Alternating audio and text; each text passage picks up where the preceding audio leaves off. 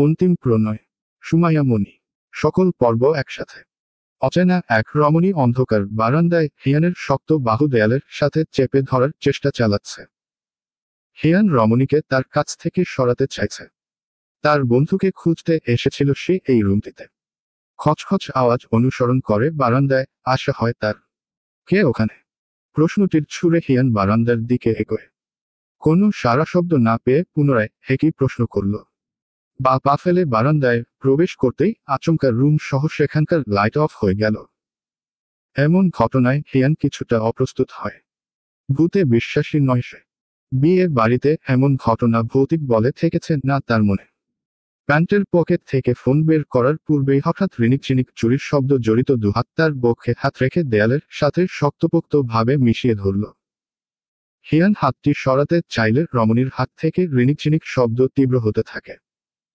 চুরির শব্দ বুঝতে পেরে আপাতত হিয়ান তাকে রমণী হিসাবে গণ্য করল। হিয়ান তার হাত বুকের কাছ থেকে সরানোর চেষ্টায় বেকুল হয়ে ওঠে। কিন্তু সেই রমণীও প্রবল বল প্রয়োগ করে হাত সরাতে দিচ্ছে না। হাত সরানোর ফলে হাতাহাতিতে তার চুরির সাথে অন্য চুরির সংঘর্ষের রিনিকচিনিক শব্দ তীব্রতা বৃদ্ধি পাচ্ছে। বালক বালিকার মধ্যকার পার্থক্য আমরা জানি, সেজন্য রমণী হিয়ানের শক্তিতে পেরে উঠছে না। তবে বোঝা যাচ্ছে সে হার মানার পাত্রী নয়। হিয়ানকে কাবু করার চেষ্টায় শক্তভাবে জোরে জড়িয়ে ধরে। কয়েক সেকেন্ডের জন্য হতভম্ব হয়ে যায় হিয়ান।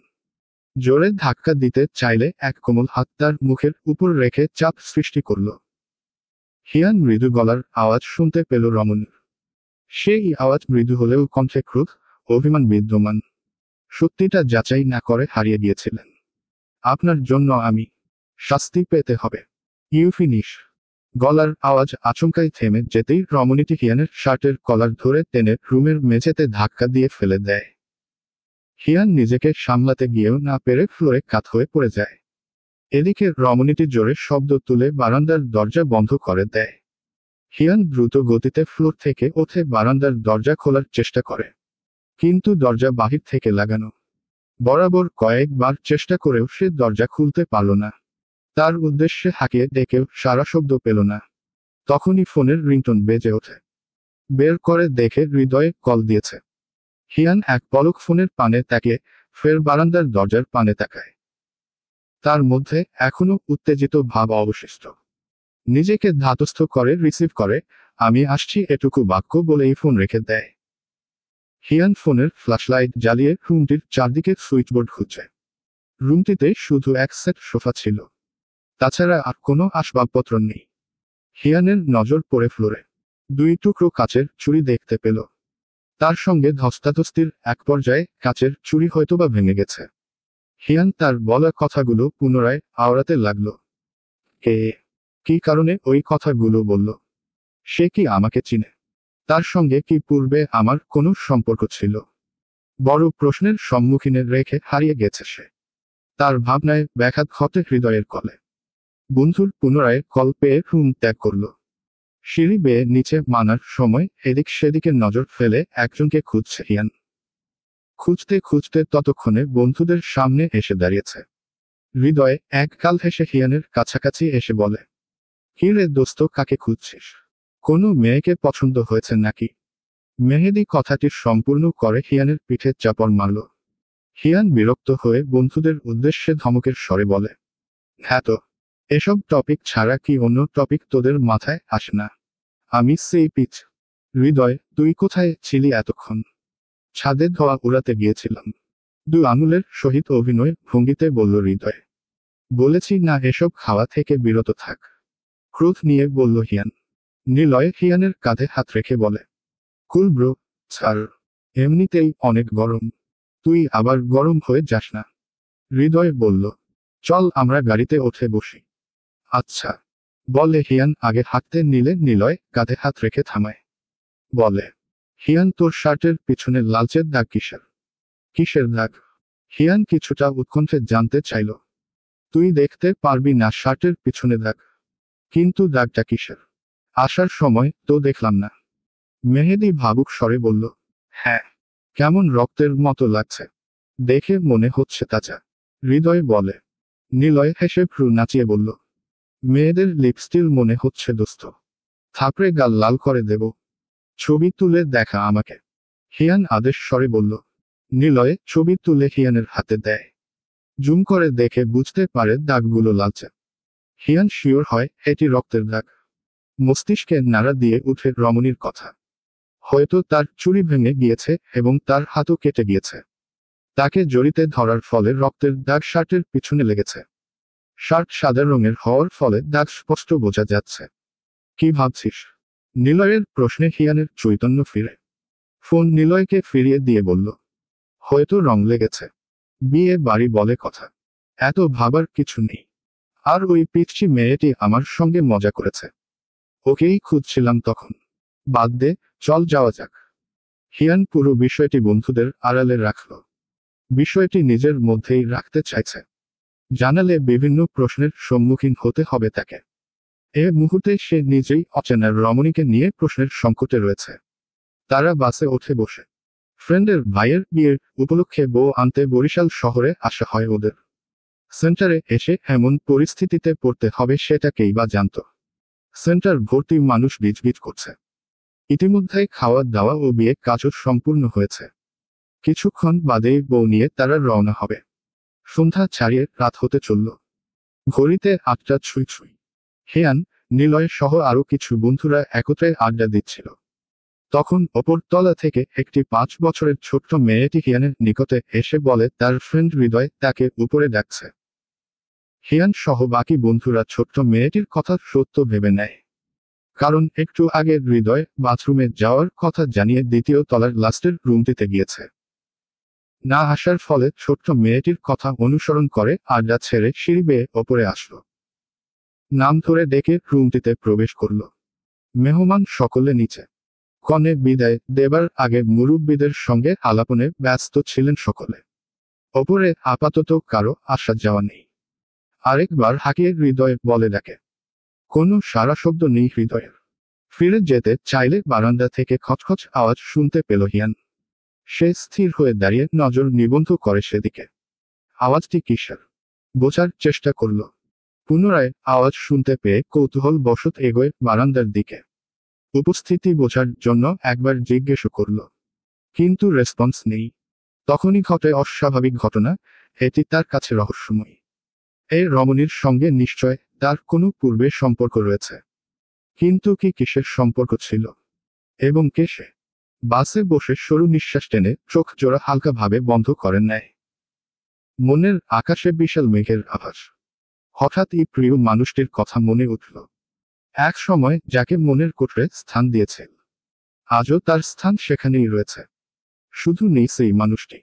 তার হয়তো বিয়ে হয়েছে, এখন হয়তো বা স্বামীর সংসার নিয়ে ব্যস্ত। ঠোঁটে বিষাদময় হাসি ফুটে। বড় নিঃশ্বাস নিয়ে চোখ মেলে হেলান দেয়। ছোট্ট যাত্রার পথিমধ্যে আগের স্মৃতিতে বিচরণ করে আসে হিয়ান।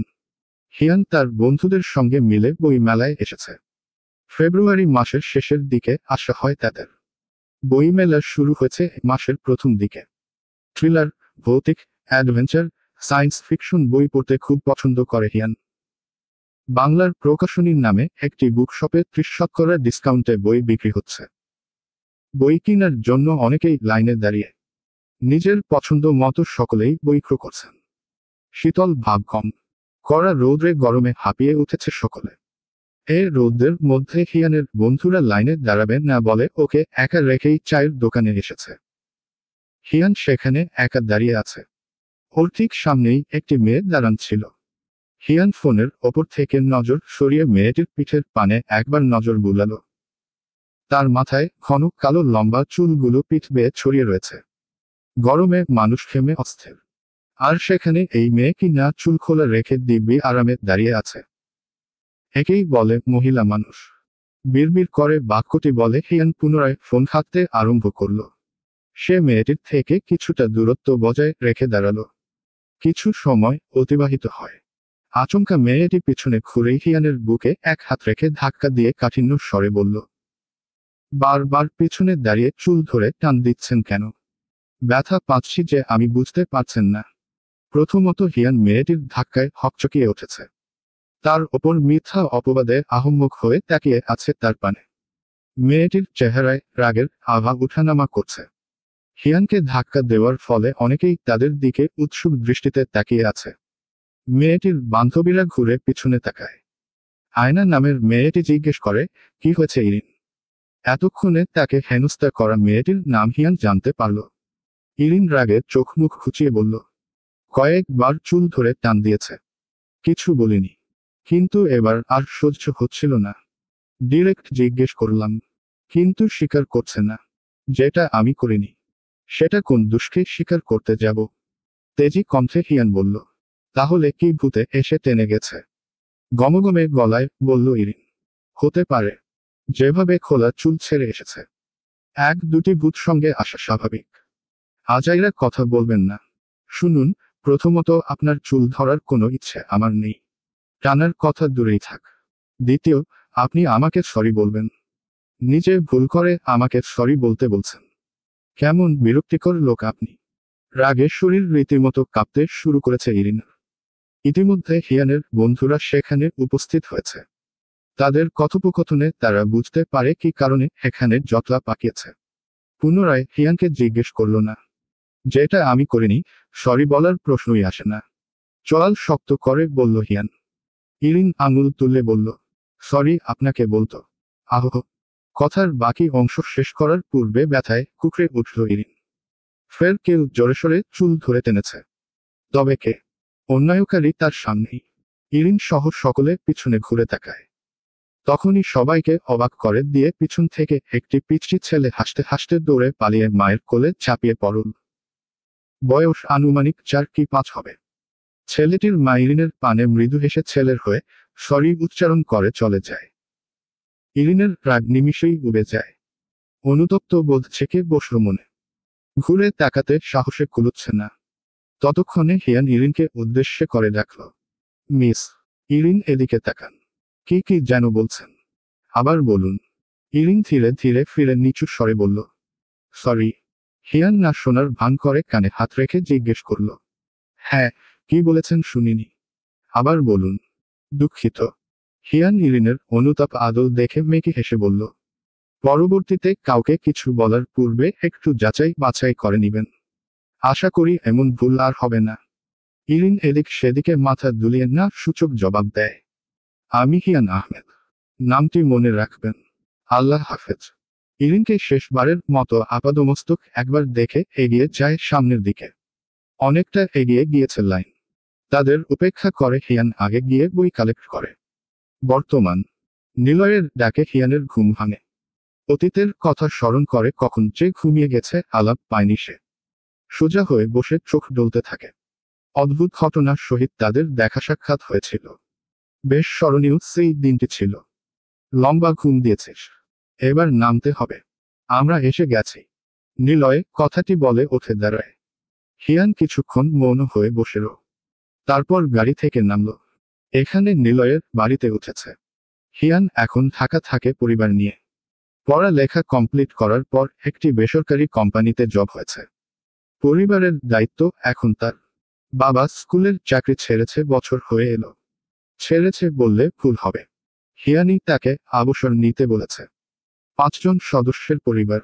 হিয়ানরা 2 ভাই। সবার ছোট জবা। মেজর রিয়ান। অনার্স 2য় বর্ষের ছাত্র সে, পড়াশোনার পাশাপাশি টিউশনি করায়। এতেই তার হাত খরচ চলে যায়। বাড়িতেও কিছু টাকা দেয় মাঝে মধ্যে। মোটামুটি তাদের পরিবার সুখী পরিবার হিসাবে গণ্য। বিয়ের উপলক্ষে 4 দিনের ছুটি নিয়ে এসেছে বরিশাল। জন্ম এবং বাল্যকাল বরিশাল কেটেছে। বছর খানিক আগেই পরিবার সহ ঢাকাতে শিফট হয়েছে। আপাতত ঢাকা তাদের শেষ গন্তব্য। বরিশাল আর একেবারে ফিরে হবে না। হিয়ান নিজেও এটা চায় না। কালকে বউ ভাতের পর ঢাকায় ব্যাক করবে। বিয়েতে আসার ইচ্ছে ছিল না তার। কারণ এখানে জড়িয়ে আছে প্রিয়তমার স্মৃতি, যা ক্ষণে ক্ষণে মনের পুরনো ব্যথাগুলো তাজা করে দিচ্ছে। বারংবার অজান্তেই মনে পড়ছে আগের স্মৃতিগুলো, যেগুলো এখন শুধু স্মৃতি হয়ে রয়ে গেছে। সামিরা বেকনিতে দাঁড়িয়ে চাঁদের পানে মনোযোগ দিয়ে তাকিয়ে আছে। জ্যোৎস্নাময় রাত তার খুব প্রিয়। বিদ্যুৎ ব্যতীত চাঁদের স্বচ্ছ আলোয় চারপাশ স্নিগ্ধ দেখায়। এ অপরূপ দৃশ্য যে কারো মন কেড়ে নিতে সক্ষম। সরু নিঃশ্বাস সম্পূর্ণ করতেই ফোনের রিংটোন শোনা যায়। স্ক্রিনে মায়ের নামটি দেখে বিরক্ত হয়ে কেটে দেয়। পুনরায় কল আসো। সামিরা এবার কল বিচ্ছিন্ন না করে রিসিভ করল। কি বলার জন্য কল দিয়েছ আম্মু? এভাবে কথা বলছিস কেন? এমনিতেই থাকিস আমাদের থেকে দূরে। কল দিয়ে একবারও আমাদের খোঁজ খবর নিস না। আমরা কল দিলে এমন বিহেভ করিস যেন আমরা তোর পর কেউ। ক্রোধান্বিত কণ্ঠে বললেন সায়রা বিবি। পর তো কবেই হয়েছে, এখন শুধু পরের ঘরে যাওয়াটা বাকি আছে। বলে ফেলো কবে যাচ্ছি? শুক্রবার চলে এসো বাড়িতে, ছেলে পক্ষ দেখতে আসবে তোমাকে। মায়ের ওপর চরম বিরক্ত নিয়ে ফোন রেখে দেয় সামিরা। সায়রা বিবি মেয়ের এরূপ আচরণে কষ্ট অনুভব করে, তবে এটা নতুন কিছু নয়। মেয়ের সঙ্গে তাদের বনিবনা তেমন নেই। একটা সময় ছিল অতিরিক্ত শাসনের ফলে এক সন্তানকে হারিয়েছে, সামিরাকে হারাতে চায় না। এজন্য সামিরার মনমর্জি মতন তারা চলতে দিয়েছে। কলেজ শেষ হবার পর সামিরা জেদ ধরেছে ভার্সিটিতে ভর্তি হয়ে হোস্টেলে থেকে পড়াশোনা করবে। তার এ আশা পূরণ করেছে। সামিরার বাড়িতে আসা যাওয়া নেই, বন্ধের দিনও বাড়িতে আসে না। ফোনে বাবা মায়ের ভালো থাকার কথা জিজ্ঞেস করার সময় যেন তার হয়ে ওঠে না। দিন দিন মেয়ের সঙ্গে সম্পর্ক দূরত্ব বৃদ্ধি পাচ্ছে। তারা যত খোঁজবার চেষ্টা করছে ব্যর্থ হচ্ছে। তার মনে হচ্ছে দূরত্ব যেন শেষ হবার নয়। রাস্তার ল্যাম্পপোস্টের স্বচ্ছ নিয়নবাতির আলোতে পথ পাড়ি দিচ্ছে হিয়ান। রাত প্রায় 11টা বাজে। ঘুম নেই চোখে বিন্দুমাত্র। রাস্তার চারপাশে ছিমছাম নীরবতা। মাঝে মাঝে কয়েকটা গাড়ি দ্রুত গতিতে ছুটে রাস্তার ধুলো উড়িয়ে দিয়ে যাচ্ছে। কালকের ঘটনার পর থেকেই উদাসীন মন বিষণ্ণ হয়ে আছে। বারবার মনে পড়ছে অচিন্ত শ্রী রমণীর কথা। শার্ট পরিবর্তন করার পর লালচে দাগ দেখেছে। বন্ধুদের কথা সত্যি প্রমাণিত হলো, এটি রক্তের দাগ ছিল। পদতলে তাকিয়ে সরু নিঃশ্বাস নিল হিয়ান। সেই রমণীর কথা মনে উঠতেই ইরিনের চিন্তাভাবনা এসে ভর করে। রমণীর ফিসফিস করে বলা কথাগুলো হিয়ানের কানে এখনো প্রতিধ্বনি হচ্ছে। আপাতত রমণীর বিষয়টি পাশে রাখতে চাইছে। তার মন টানছে আগের স্মৃতিগুলো। 3 বছর আগের ব্যথাগুলো আজ বুকের মাঝে নাড়া দিচ্ছে। এমন এক রাতে ল্যাম্পপোস্টের নিচে বসে ইরিনের সাথে কতই না ফোনালাপ হয়েছে। হাসি ঠাট্টায় রাত পার করেছে। আবার কখনো সময় কেটেছে ফেসবুকে চ্যাট করে। হিয়ান একটি ল্যাম্পপোস্টের নিচে বসে ফোনটা বের করে ডাটা অন করে ফেসবুকে প্রবেশ করে। ইরিনের সাথে প্রথম দেখা অনাকাঙ্ক্ষিত ভাবে হলেও কথাবার্তা আরম্ভ হয় ফেসবুক থেকে। অতীতের কিছু ঝলক ফুটে উঠে চোখের সামনে। অতীত, রাত তখন 12টা। ফেসবুকে নিউজফিডে আজাইরা ঘোরাঘুরি করছিল হিয়ান। হঠাৎ একটি নোটিফিকেশন আসলো ফ্রেন্ড রিকোয়েস্টের। আইডিটি চেক করতে নিলে দেখে আইডি লক করা। নাম ছিল ইরিন জাহান। নামটি তার কাছে পরিচিত মনে হয়। বইমেলার কথা মাথায় আসলো। রিকোয়েস্ট অ্যাকসেপ্ট করার সময়ে চোখে পড়ে ফ্রেন্ড রিকোয়েস্টটি ক্যান্সেল করে দিয়েছে। অদ্ভুত একটা ব্যাপার মনে হয় হিয়ানের কাছে। প্রোফাইলে তার পিক ছিল না। একবার ফেক আইডি মনে করেও দেখে ফলোয়ার 4000। এজন্য হিয়ানের মনে ফেক আইডির ব্যাপারটা সরে যায়। হিয়ান আইডিটির লিংক কপি করে সেভ করে রাখল। তারপর টেক্সট দিল, কি ব্যাপার ম্যাম? রিকু দিয়ে আবার সাথে সাথে ক্যান্সেল করে দিলেন যে। আপনি কি আমাকে চিনেন? 5 মিনিট পর ইরিন মেসেজটি সিন করল। হিয়ানের টেক্সট দেখে কিঞ্চিত বিরক্ত হয়। ফেসবুক স্ক্রল করতে করতে হিয়ান আহমেদ নামে আইডিটি নজরে পড়ে ইরিনের। নিচে ফেলে ওকে আগ্রহবশত আইডি চেক করতে গিয়ে ভুলে চাপ লেগে রিকু চলে যায়। ক্যান্সেল করার পরপরই হিয়ানের মেসেজ আসে। ইরিন অনীহা নিয়ে তোত্তারা রিপ্লাই দেয়, রিকু দিয়ে ক্যান্সেল করেছি, তাতে আপনার কি? আর আমি আপনার মতো কোনো সুপুরুষকে চিনি না। এমন রিপ্লাই দেখে হিয়ানের কিছুটা সন্দেহজনক মনে হয়। ওকে বই মেলার ইরিন মনে হতে লাগে। আর এটাও বুঝে কঠিন ধরনের খার তোত্তারা মেয়ে। হিয়ান রিপ্লাই দিল, ম্যাম আপনার পাশে যদি পানির জগ থাকে তাহলে আপনি আপনার মাথাটা সেই জগের মধ্যে ভিজিয়ে রাখুন। মাথা ঠান্ডা হয়ে যাবে। মেবি এখন আপনার মাথাটা গরম আছে। ইরিনেস সিন করে এবং আবার রিপ্লাই দেয়, ভেজাব না, তাহলে চুবান। আপনার সমস্যা কি? সেদে সেদে কথা কেন বলছেন? আমার আবার খাতা মেয়েদের সাথে কথা বলতে খুব ভালো লাগে। ইরিন চোখ ছোট ছোট করে রিপ্লাই দিল, খাতা মানে কি? হিয়ান হাসে। তারপর টাইপিং করে উত্তর দেয়, ঘাতা মানে হচ্ছে খার তোত্তারা। সংক্ষেপে খাতা ক্লিয়ার। ইরিন ওকে খার তোত্তারা বলেছে, তাই রেগে কয়েকটা রাগী ইমোজি পাঠালো, যেটা দেখে হিয়ান হাসির ইমোজি দেয়। ইরিন আরো রেগে যায়। হিয়ান লিখে, আরে খাতা খুল। ইরিন রেগে চুপ করে রইল, কোনো টেক্সট দিল না। হিয়ান তার রিপ্লাই না পেয়ে আবার ইরিনকে এস দেয়, এই যে খাতা ম্যাম। ইরিন সিন করল না। হিয়ান ফের টেক্সট দেয়, শুনছেন, ঘুমিয়ে গেছেন নাকি? এবারও রিপ্লাই দেয় না ইরিন। হিয়ানও আর টেক্সট দিল না। প্রায় 10 মিনিট পর ইরিন পুনরায় রিকোয়েস্ট পাঠালো। লিখল, হ্যালো ফ্রেন্ড, রিকোয়েস্ট অ্যাকসেপ্ট করুন। টেক্সট দেখে হিয়ান রিকোয়েস্ট অ্যাকসেপ্ট করে। ইরিনের টাইমলাইন ঘেটে তার ছবি খুঁজতে থাকে, তবে কোনো ছবি পায় না। হিয়ান জিজ্ঞেস করল, আপনি কি সি ইরিন, যার সঙ্গে বই মেলায় দেখা হয়েছিল? হ্যাঁ। ইরিন কি আপনার রিয়েল নাম? হ্যাঁ। আপনি কোথায় থাকেন? বরিশাল। আপনি? বলবো না। এটা কোনো কথা? এটাই কথা। আপনি কিসে পড়েন? আমিও বলবো না। না বললে নেই। ঘাতা। ইরিন রেগে যায়। লিখে, আর আপনি অভদ্র লোক। তবুও আপনার চেয়ে বেটার আছি। দুজনের মাঝে ঝগড়া আরম্ভ হয়। তখন ঘড়িতে প্রায় 2টা ছুঁই ছুঁই। 3টা পর্যন্ত তাদের ঝগড়া চলতে থাকে। শেষে ইরিন বিরক্ত হয়ে অনলাইন থেকে বেরিয়ে যায়। তাদের সম্পর্ক ঝগড়াঝাটি দিয়েই এক প্রকার শুরু হয়েছিল। কথা বলার চেয়ে ঝগড়া বেশি হতো। ইরিন হিয়ানের পরিচয় জানত। কদিন সব কিছুই জানা হয়েছে তার। তবে ইরিন তার পরিচয় ও নিজের সব কিছুই গোপন রেখেছে।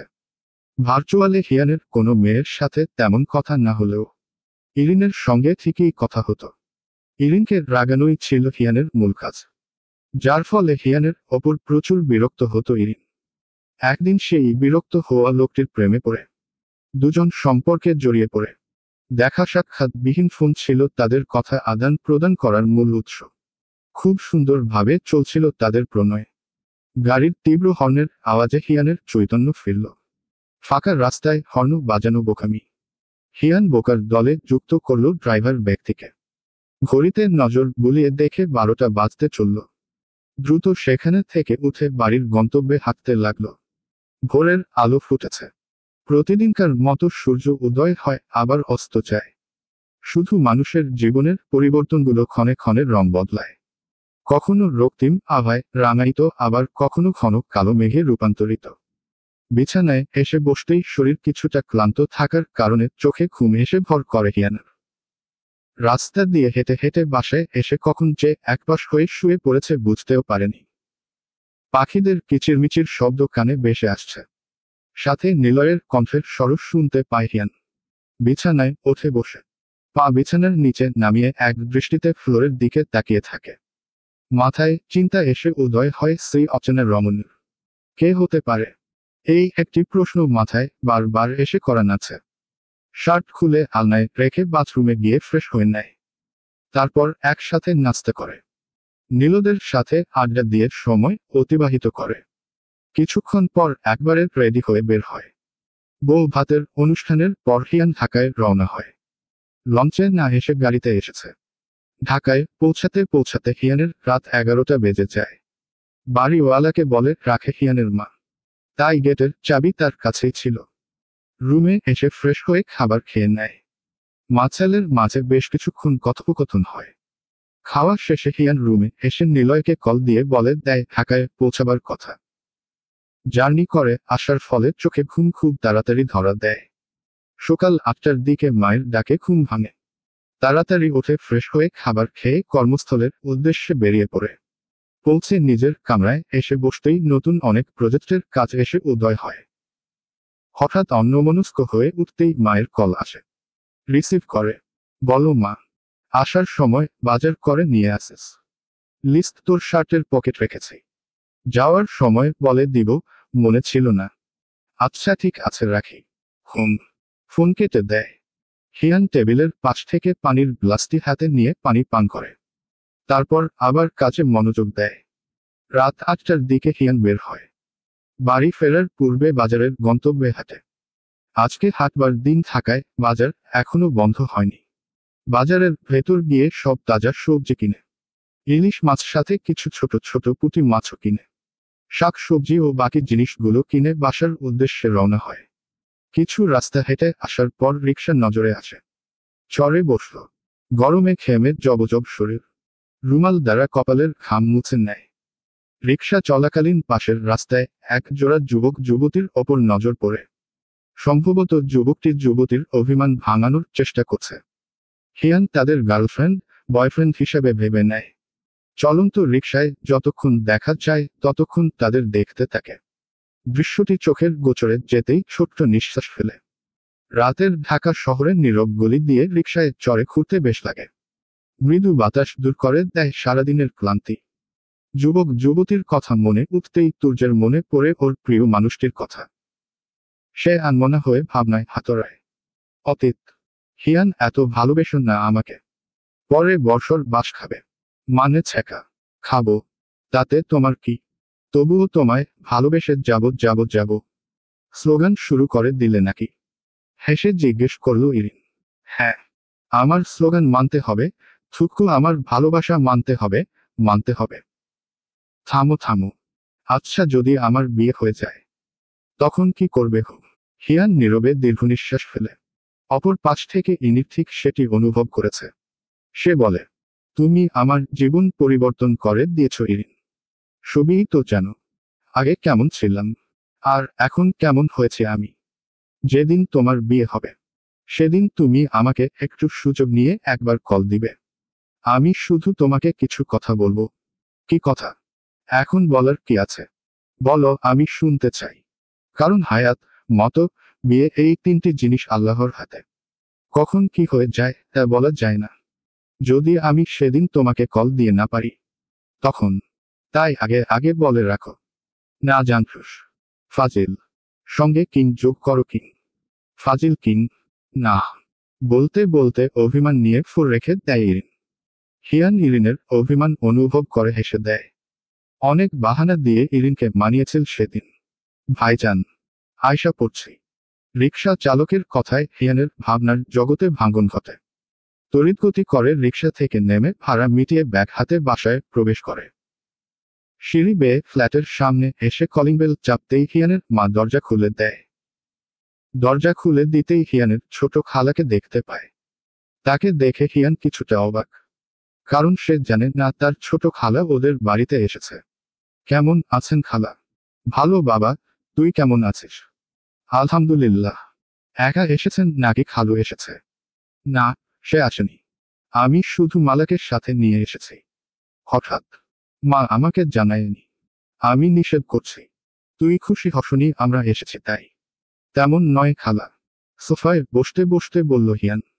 তোর জন্য মেয়ে দেখা হয়ে গেছে। মেয়ের ছবি নিয়ে এসেছি সঙ্গে করে। হিয়ান বেশ বিরক্ত হলো। বুঝতে না দিয়ে রুমের দিকে অগ্রসর হয়। পিছন থেকে সে ডাক, কোথায় যাচ্ছিস? মেয়ের ছবি দেখে যা। আমি দেখে কি করব? বাবা মায়ের যদি পছন্দ হয় তাতেই আমি রাজি। কথাটা বলে রুমে চলে আসল। দু বোন মিলে কথা বলতে থাকে মেয়েটির বিষয়ে। হিয়ান পাখা ছেড়ে বিছানায় গা এলিয়ে দেয়। 6 মাস ধরে বিয়ের জন্য ওকে চাপ সৃষ্টি করছে সকলে। প্রথমে তো হিয়ান রাজি ছিল না। কিন্তু বাবা মায়ের কঠোর জোরাজোরিতে রাজি হতে হয়। বিয়ে যে মেয়েকেই করুক না কেন, মনের মধ্যে ইরিনের জন্য সুপ্ত ভালোবাসা আজীবন রয়ে যাবে। আজ শুক্রবার সরকারি ছুটি। হিয়ান ল্যাপটপের নতুন প্রজেক্টের কাজ করছিল। তখন রুমে তার বাবা আসেন। তাকে দেখে হিয়ান ল্যাপটপের দিকে তাকিয়েই বলল, তুমি আসলে কেন? আমাকে ডাকতে আমি যেতাম। প্রয়োজন নেই। পাশের টুলে বসতে বসতে বলল, কিছু বলবে? হ্যাঁ। হিয়ান ল্যাপটপ বন্ধ করে বাবার পানে তাকালো। বলো, তোর খালা কাল সেদিন যে মেয়েটিকে দেখে এসেছে, আমাদের পছন্দ হয়েছে। কাল আমরা গিয়ে বিয়ের দিনক্ষণ ঠিক করে আসব। তোর এতে কোনো আপত্তি আছে? না। তোমাদের মতামতে আমি সম্মতি। বিয়ে 2 সপ্তাহের মধ্যেই হবে। মেয়ে পক্ষরা দেরি করতে চাইছে না। একটু তাড়াতাড়ি হয়ে যাচ্ছে না? আমাদের কোনো অসুবিধা নেই। যা ভালো মনে হয় করো। এজন্যই এসেছিলাম। যাচ্ছি। তিনি চলে গেলেন। হিয়ান কিছুক্ষণ মৌন হয়ে রয় আগের ন্যায় কাজ আরম্ভ করে। কিন্তু কেন জানি মনটা বিষণ্ণতা এসে ভর করল। কাজে মন দিতে পারল না। ল্যাপটপ বন্ধ করে বারান্দায় এসে দাঁড়ায় হিয়ান। পকেট দুহাত পুরে নরম ভঙ্গিতে তাকিয়ে আছে আকাশের দিকে। অচেনা রমণীর কণ্ঠস্বর ইরিনের সঙ্গে মিলে না। এটা যে ইরিন নই, সেটা কনফার্ম। তবে কে হতে পারে? স্কুল কলেজ পড়াকালীন এমন কোনো মেয়েকে সে আঘাত করেনি যে কিনা এ মুহূর্তে এসে শাস্তিযোগ্য বলে তাকে দাবি করবে। ভেবে বুক ভরে নিঃশ্বাস নিল। কি করছো ইরিন? বসে রয়েছি। তুমি? শুয়ে। কেমন আছো? ঢং দেখাও। কেন? সারাদিন কথা হয় তবুও জিজ্ঞেস করছো কেমন আছো? তাতেও সমস্যা? হ্যাঁ। আচ্ছা বাদ দেও। তোমাকে একটি মজার ঘটনা বলি। বলো। আমি একদিন আমার দুঃসম্পর্কের কাকার বাড়িতে একটা কাজে গিয়েছিলাম। তারপর কাকার সাথে অনেক কথা হলো। এক পর্যায়ে কাকা আমাকে জিজ্ঞেস করলো আমরা কয়টা গরু পালি। তারপর আমি নিরুত্তর। কারণ আমি আসলেই জানি না আমরা কয়টা গরু পালি। কি? সত্যি? অবাক হয়ে জিজ্ঞেস করে। সত্যিই জানি না। আসলে আমি বাসা থেকে বের হই ফোন ঘাঁটতে ঘাঁটতে। আসার সময়ও একই। আমি কখনো ঘরের কোনো কাজ করিনি। আশেপাশের কলোনিতে কার ঠ্যাং ভেঙেছে, কার ছেলে মেয়ে হয়েছে, কার মেয়ে পালিয়ে গেছে, কার ঘরে ঝামেলা লেগেছে, কার ঘরে চোর ঢুকেছে, কোনো খবরই আমি রাখি না। আমাদের গরুর কাছে যাওয়ার কথা তো দূর। তাই আমি জানি না যে আমরা গরু কয়টা পালি। কাকা যখন অন্য কথায় ব্যস্ত ছিল তখন আমি বাহিরে বের হয়ে মাকে কল দেই। তারপর তাকে জিজ্ঞেস করি যে আমরা গরু কয়টা পালি। মা যখন বলল 2টা পালি, তখন আমি ভেতরে এসে কাকাকে বলি আমরা 2টা গরু পালি। অপর পাশে ইরিন কপালে আঙুল ঠেকিয়ে বসে আছে। হিয়ানের কথায় প্রত্যুত্তরে কি বলা উচিত বুঝতে পারছে না। তবুও বিরক্ত স্বরে বলে, তোমার বাবা 2টা গরু না বরং 3টা গরু পালে। একটি হাওয়া লাগিয়ে ঘুরে বেড়ায় আর বাকি 2টি গোয়াল ঘরে বাঁধা। ওদের সাথে তোমাকেও বেঁধে রাখা উচিত। তুমি রেগে যাচ্ছ কেন? অন্যের বিষয়ে মাথা ব্যথা নেই বুঝলাম, কিন্তু নিজের বাড়িতে কয়টা গরু পালে সেটাও জানো না। তোমাকে গরু উপাধি দিলে ভুল হবে। গাধা উপাধি দেওয়া উচিত। ক্ষুব্ধ স্বরে বলে ইরিন। বুঝতেছি না আমাকে সম্মান করছো নাকি অপমান। তোমাকে সম্মান করছি পাডা, ছাগল, গাধা, মহিষ, গাধা এসব বলে। আরেকটা বাদ পড়েছে, বানর। হ্যাঁ, সেটাও তুমি।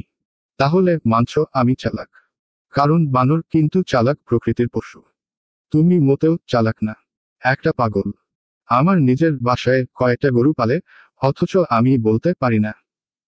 পাগল নয় তো কি? চিবিয়ে চিবিয়ে বলে ইরিন। হ্যাঁ, তোমাদের বাসাতেও গরু পালে নাকি? আমি আমার কথা বলছি না, তোমার কথা বলছি। গাধা কোথাকার।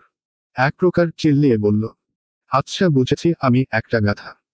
তুমি কেমন সেটা আমার বোঝা হয়ে গেছে। কপালে বউ জুটবে না। যদিও জুটে সে বিয়ের 2 দিনের মাথায় কপালে লাথি মেরে চলে যাবে। সে যাক। দ্বিতীয় বিয়ে করব। কি যে বলবো তোমায়। দাঁত কটমট করে বলল। ভালোবাসি বলো। হেসে হেসে বলে হিয়ান। ঠেঙ্গা। তোমার কপালে ঠেঙ্গা। এটা বলে ফোন কেটে দেয় ইরিন। হিয়ান ফোনের স্ক্রিনে তাকিয়ে উচ্চস্বরে হেসে ফেলে। কল্পনা থেকে বেরিয়ে হিয়ান মৃদু হাসে। আগের কথা মনে পড়ে ঠোঁটে মৃদু হাসি ফুটে উঠেছে। কিন্তু পরক্ষণেই ঠোঁটের হাসি মিলিয়ে যায়। বুক চিরে দীর্ঘনিশ্বাস বেরিয়ে আসে। আকাশের দিকে তাকিয়ে মৌন হয়ে রো। কিন্তু এ মুহূর্তে নিজেকে মৌনতায় দূরে রাখা অসম্ভব। তার জন্য অপেক্ষা করছে সদ্য বিয়ে করা নববধূ। আজ তার বাসর রাত। দেখতে দেখতে সপ্তাহ কেটে গেছে। আজ তার বিয়ের কাজ সম্পূর্ণ হয়েছে। নববধূ অপেক্ষা করছে বাসর ঘরে। ওই বাড়ি থেকে ফিরে ছাদে এসে বসেছে। ইরিনের অতীত ভুলতে হবে তাকে। বের হতে হবে তার কল্পনা থেকে। তবে পুরোপুরি মুছে ফেলা অসম্ভব। মনটা কেন যেন কুঁদাচ্ছে। শরীর হাত পা হালকা অনুভব হচ্ছে। এমন অনুভূতি আজ প্রথম অনুভব করছে। চোখ বন্ধ করে বড় নিঃশ্বাস ফেলে সব চিন্তাভাবনা পাশে রেখে নিচে নেমে এলো। রুমে যাওয়ার পূর্বে মায়ের সঙ্গে কিছু বাক্য বিনিময় করল। ভেতরে আসার পর বিছানায় তার অর্ধাঙ্গিনীকে ঘোমটা নেটে বসে থাকতে দেখতে পায়। হালকাভাবে ফুল দ্বারা সাজানো হয়েছে বিছানা। গোলাপ ফুলের সুবাস ছড়িয়ে আছে চারদিক। হিয়ান বিছানার পাশে এসে বসল। প্রথমে কি বলে শুরু করবে বুঝতে পারছে না। মুখ খুলে কিছু বলার পূর্বেই নববধূ মাথার ঘোমটা সরিয়ে তির্যক চোখে তাকায়। আকস্মিক ব্যবহারে অপ্রস্তুত হয় হিয়ান। সে বলে, বনিতা করে কিছু বলার প্রয়োজন নেই। না আছে আপনার নাটক দেখার। হিয়ানের বুঝতে অসুবিধা হলো তার নববধূর কথা। পরক্ষণে ভ্রু কুঞ্চন করে বলল, আপনি এভাবে কথা বলছেন কেন? কিসের নাটকের কথা বলছেন? সামিরা আমার নাম। সুন্দর নাম। আপনি সবকিছু স্বাভাবিকভাবে নেন কিভাবে বলতে পারেন? উদাহরণ, সামিরা বিছানা থেকে নামে। তার টলি ব্যাগ থেকে কিছু পেপার জাতীয় কাগজ বের করতে লাগলো। হিয়ান অবাক হয়ে সামিরার আচরণ দেখছে। জানাশোনাহীনভাবে তার সঙ্গে সামিরার বিয়ে হয়েছে। প্রথম দিন তার এমন ব্যবহার তাকে ভাবুক করে তুলছে। সামিরা তেরে এসে কতগুলো রঙিন চিরকুট হিয়ানের মুখমণ্ডলের ওপর ছুঁড়ে দেয়। হিয়ান তড়াক করে উঠে দাঁড়ায়। কিছুটা রাগান্বিত স্বরে জিজ্ঞেস করে, কি এগুলো? এমন বিহেভ কেন করছেন? পড়ুন। একটা একটা করে সব চিরকুট পড়ুন। বুঝতে পারবেন আপনি কোনো দুধের ধোয়া তুলসী পাতা নন। হিয়ান আরো ক্ষেপে যায়। কথা না বাড়িয়ে একটি একটি করে সব চিরকুট তুলে একে একে পড়তে আরম্ভ করে। প্রথম একটি চিরকুট পড়ে হিয়ান পা থেকে মাটি যেন আলগা অনুভব করে। সেটিতে লেখা ছিল, হিয়ান কেন এমন করলে? এই ছিল তোমার আমার জন্য ভালোবাসা। আমার কাবিনের বিষয়টি নিয়ে মজা করেছিলাম। তুমি সিরিয়াস হয়ে আমাকে দূরে সরিয়ে দিলে। একটি বারও বুঝলে না কতটুকু সত্য ছিল আমার কথায়। এভাবে আমাকে ছেড়ে যেও না। আমি সহ্য করতে পারছি না। আমি ক্ষণে ক্ষণে মরে যাচ্ছি। চলে এসো প্লিজ। চলে এসো। ইতি ইরিন। সম্পূর্ণ পরে সরস চোখে সামিরার পানে তাকায়। সামিরার চাহনি অগ্নিশর্মার ন্যায় রূপ ধারণ করেছে। রাগ, ক্ষোভ, ঘৃণা তার মধ্যে স্পষ্ট ফুটে উঠেছে। তাহলে সেই অচেনা রমণী সামিরা ছিল, যে কি নাহিয়ানকে শাস্তিযোগ্য বলে দাবি করেছে। পড়ুন। সবগুলো পড়ুন। আপনার জন্য আমার বোনকে আমি হারিয়েছি।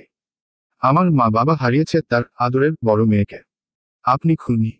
আমার বোনকে আপনি তিলে তিলে খুন করেছেন। হিয়ান নিজের কানকে বিশ্বাস করাতে পারছে না। তার দুনিয়া যেন উলটপালট হয়ে গেছে। কাপা কাপা গলায় বলে, তুমি সামিরা। ইরিনের ছোট বোন সামিরা আমি। হিয়ান থপ করে বসে পড়ে বিছানায়। কোন ভাগ্যের চক্রে আবদ্ধ হয়ে গেছে সে? এর থেকে বের হবার মূল উৎস কি? সামিরা আঙুল তাক করে হিয়ানকে আরও বলল, সেদিন কেন আপুর সম্পূর্ণ কথা শুনলেন না? কেন বুঝলেন না আপু আপনার সাথে কাবিনের বিষয়টি নিয়ে প্রাঙ্ক করেছিল? আপনার ভালোবাসাকে একটু যাচাই করতে চেয়েছিল। এটাই কি ছিল আপুর ভুল? মৃত্যু দিয়ে ভুল শুধরাতে হলো ইরিন আপুকে। হিয়ান অস্ফুটে স্বরে শুধালো, মৃত্যু? হ্যাঁ, সুইসাইড করেছে আপু, সুইসাইড। বলতে বলতে কেঁদে ফেলল সামিরা। হিয়ানের চোখে পানি টলমল করছে। বুকের মাঝে চিনচিন ব্যথা অনুভব হচ্ছে। ইরিন নিজের বিষয়ে এতটাই গোপন রেখেছে যে নিজের পরিবারের ব্যাপারে কিছুই জানায়নি। সে আদৌ জানত না তার একটি বোন আছে। এক মুহূর্তের জন্য চাইছে এসব মিথ্যে হয়ে যাক। কোনো মিরাক্কেল হোক। এতদিন সে ভেবেছিল প্রিয় মানুষটি ভালো আছে, সুখে আছে। আর আজ বুঝতে পারল তার এক প্রান্তের দুনিয়া অন্ধকার হয়ে গেছে বহু আগেই। সামিরা চোখের পানি মুছে কাঠ কাঠ কণ্ঠে বলল, বিচ্ছেদ করেছেন আপুর সঙ্গে। সম্পূর্ণভাবে যোগাযোগ বিচ্ছিন্ন করেছেন। আপনার সঙ্গে যোগাযোগ করার চেষ্টা অনেকভাবে করেছে। কিন্তু আপু বৃথা। যন্ত্রণা সহ্য করতে করতে নিজেকে বিসর্জন দিয়েছে। আপনি আপুর বিষয়ে কিছু জানতেন না, আমার ফ্যামিলিও কেউ জানত না আপনার বিষয়ে। আপুর মৃত্যুর পর ওর ডায়েরি এবং এই চিরকুটগুলো খুঁজে পাই।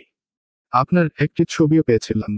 সেন্টারে আপনাকে প্রথম দেখে রাগে দুঃখে তখন বোনের মৃত্যুর প্রতিশোধ নিতে চেয়েছিলাম। পরক্ষণেই মতো পাল্টাই। যখন জানতে পারলাম আপনার সঙ্গে আমার বিয়ে হচ্ছে, আমি ভেবে রেখেছি প্রতিশোধ এবার আমি নেবই। হিয়ান কান্নারত কণ্ঠে ইরিনের পানে চেয়ে বলল, মেরে ফেলো আমায়। সামিরা হিয়ানের কলার ধরে দাঁতের দাঁত চেপে বলল, আমি আপনার স্ত্রী না। আমাদের বিয়ে সকলের সামনে হলেও বাস্তবে হয়নি। কাজীকে আমি টাকা দিয়ে নকল বিয়ে করিয়েছি শুধুমাত্র আপনাকে। বলতে বলতে কলার ছেড়ে দেয় সামিরা। হিয়ান চোখ বন্ধ করে কাঁদছে। অজরে চোখ থেকে পানি ঝরছে। দৃষ্টি নিচু রেখে বলল, নিজের থেকে বেশি ভালোবাসতাম। ভেবেছিলাম কাবিন হয়েছে আমি ওর থেকে দূরে চলে যাই। ও ভালো থাকুক। সুখে থাকুক। ওকে ছাড়া প্রতিটা মিনিট ঘন্টা কিভাবে অতিবাহিত করেছি কেবল আমি এবং রব ভালো জানে। আমারই ভুল ছিল। ভুল সবাইকে আমিই বলবো। সবার জানা উচিত আপনি আমার বোনের খুনি। শাস্তি তারাই দিতে আপনাকে, আমি না। কারণ আমার বোনের প্রিয় মানুষটিকে আমি মেরে ফেলতে পারবো না। বলতে বলতে গলা ধরে আসে সামিরা। নিজেকে শক্ত রেখে রুম থেকে বেরিয়ে যায়। হিয়ান চিরকুটগুলো বুকে জড়িয়ে নেয়। হেঁটে বারান্দায় এসে উপস্থিত হয়। অশ্রুসিক্ত চোখে আকাশের পানে তাকিয়ে বলল, আমাকে একা রেখে চলে যেতে পার না। আমাদের প্রণয়ের অন্তিম না হয় অন্যভাবে হবে। আসছি আমি, আসছি। বলতে বলতে চিরকুটগুলো বুকে জড়িয়ে রেখে রেলিংয়ের উপর থেকে ঝাঁপ দেয়। 7 তলার ওপর থেকে পড়ে মৃত্যু হয় হিয়ানের। নিথর দেখানা পড়ে আছে তার চিরকুটের সঙ্গে। রক্তে মিশে গেছে লেখাগুলো। সামিরা সকলকে রুমে এনে দেখে হিয়ান নেই। বারান্দায় ছুটে এসে উকি দিয়ে হিয়ানের রক্তমাখা নিথর দেহ দেখে দেখালে পিঠ ঠেকিয়ে হাউমাউ করে কাঁদতে থাকে। কান্নায় ভেঙে পড়ে পরিবারের সকলে। সে চেয়েছিল তাকে শাস্তি দিতে, তবে মৃত্যু দিয়ে নয়, জীবিত অবস্থায়। তার ভাবনা চিন্তা এতটাও জঘন্য ছিল না। হিয়ান নিজেই নিজেকেই শাস্তি দিয়েছে। সামিরা মুখ চেপে কেঁদে তারা ভরা আকাশের পানে চেয়ে বলল, অবশেষে আপনাদের অন্তিম প্রণয়ের অবসান ঘটল। হতেই তো পারত এই প্রণয়ের মনোরম উপসংহার। কেন হলো না, কেন? তীব্র এক যন্ত্রণাদায়ক প্রশ্ন, যার উত্তর নিরুত্তর। সমাপ্ত।